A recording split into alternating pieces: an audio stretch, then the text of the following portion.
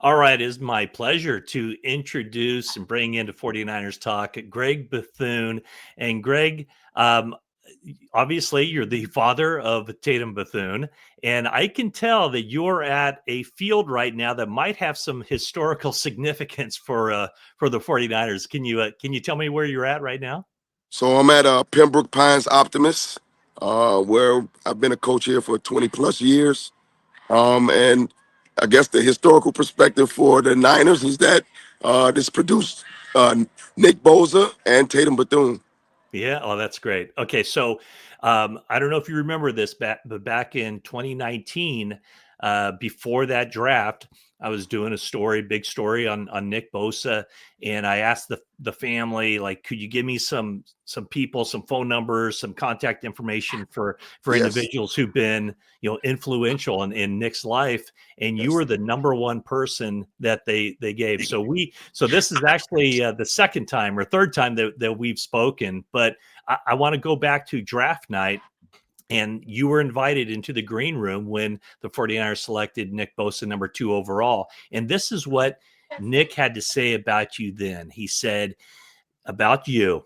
He had such a big impact on me. I love football because of him. I feel like when you're a kid, it's really important to have a really good coach because you can either start out loving it or you can start out being indifferent.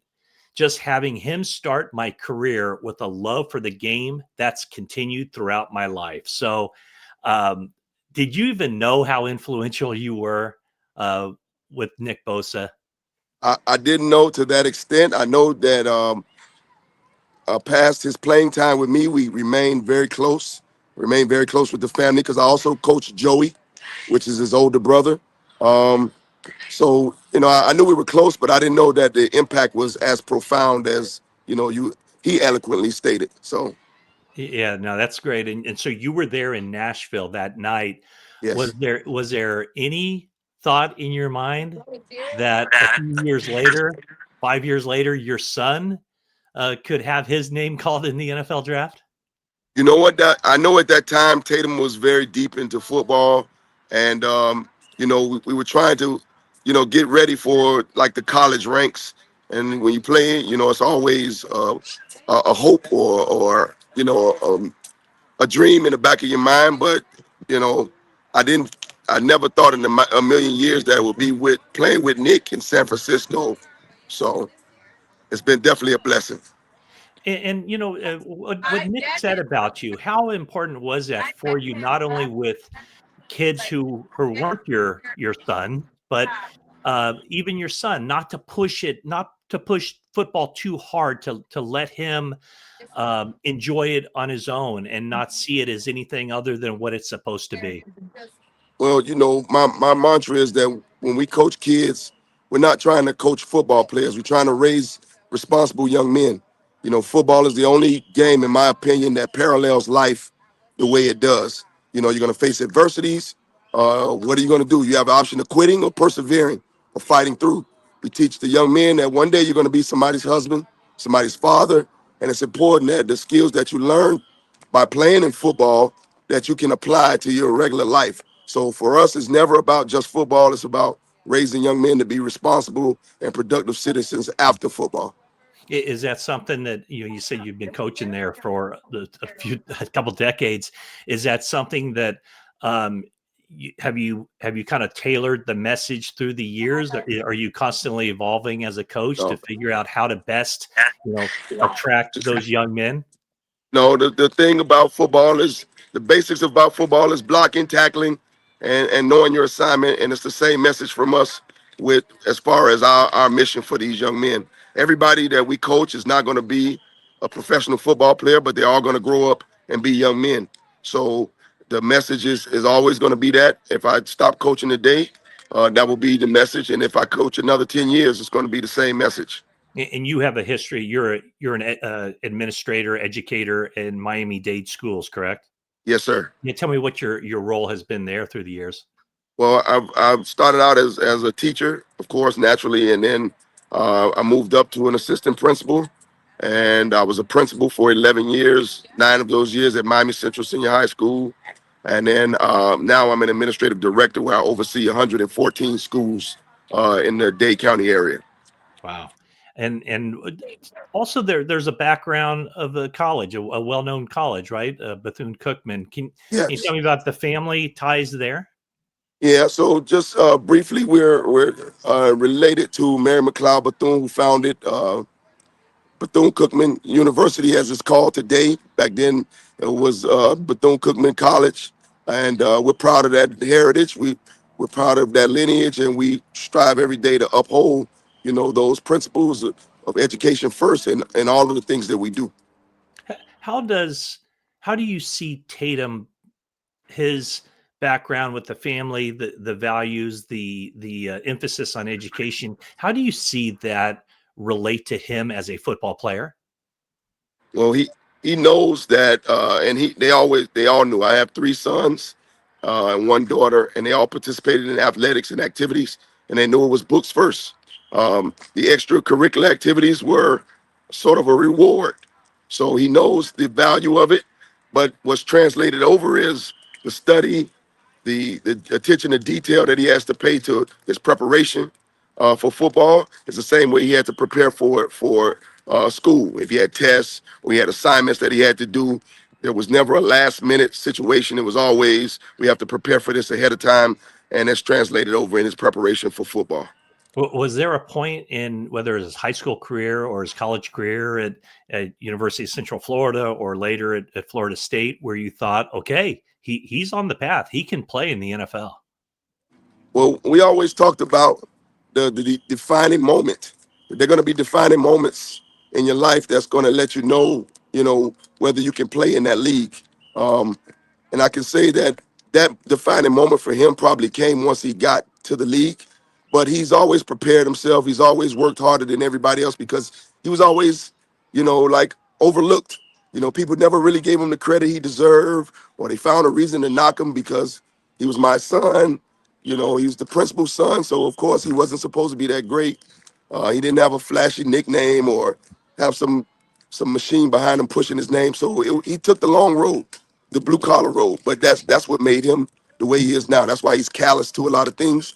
He can exist above the noise, and he's always going to thrive in those situations because nothing came for him easy. Were you in Tampa Bay at that game? Yes. And what was your thought when the horrible incident happened and Fred Warner was injured? Well, for my first thoughts and prayers went out to Fred because he's been a tremendous, I want to say friend, but like mentor to Tatum. That was my first thought, and then I said a prayer for Tatum to make sure that God protected him and covered him while he was out there. And the football part is always going to take care of itself. We have a discussion all the time about prepare like you're the starter because you're just an injury away from being it, and it happened. So I wasn't nervous about his preparation. I wasn't nervous about his performance because at every level he's performed, and when his time is called, he's always ready. Yeah, and in that first start coming on Sunday night football, national television audience against the Atlanta Falcons, were you able to make it to Santa Clara for that game, or do you watch it on TV?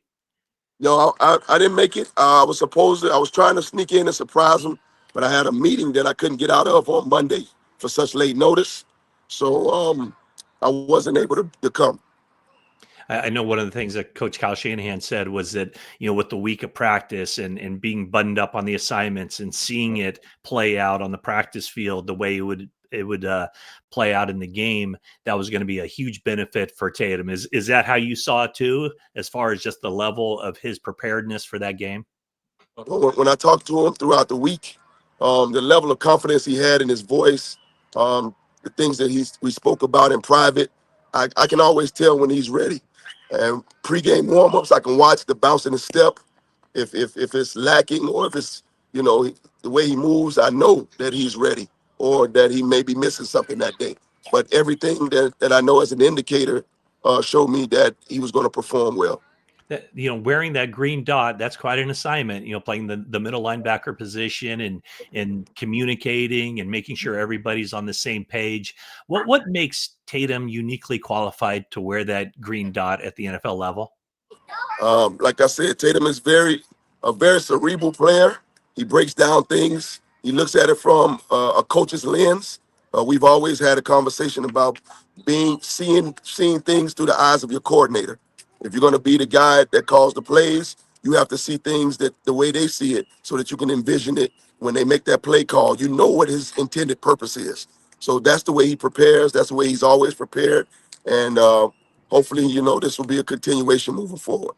Yeah, as a person with your coaching background, when you watch this San Francisco 49ers team and you see the level of really star players, including Nick Bosa, who's been injured, and you see the backups step in and play the way they have, including your son, what does that tell you about this team right now, the 49ers? They're 5-2 after 7 games. Well, it tells you a lot about their process. They're going in and they're doing their due diligence on the players that they're bringing into camp.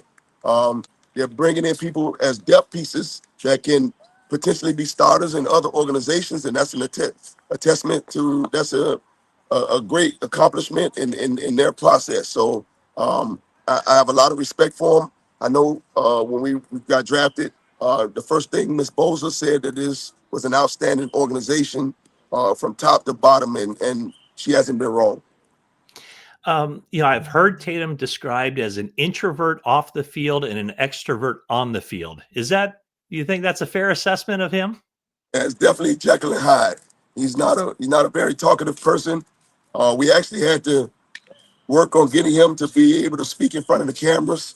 Not so much just being comfortable with expressing himself. He doesn't like all the fanfare. Not a flashy guy, just straight blue collar about his approach. But on the field, he's the kind of kid that he'll tear his mom's head off if he has to, if she wears a different colored jersey. That's his approach. Well, I hope you saw his press conference after the game when he stood up there at the podium. He handled himself very well, and he looked and sounded like a team leader. So I'm sure you're very proud about that.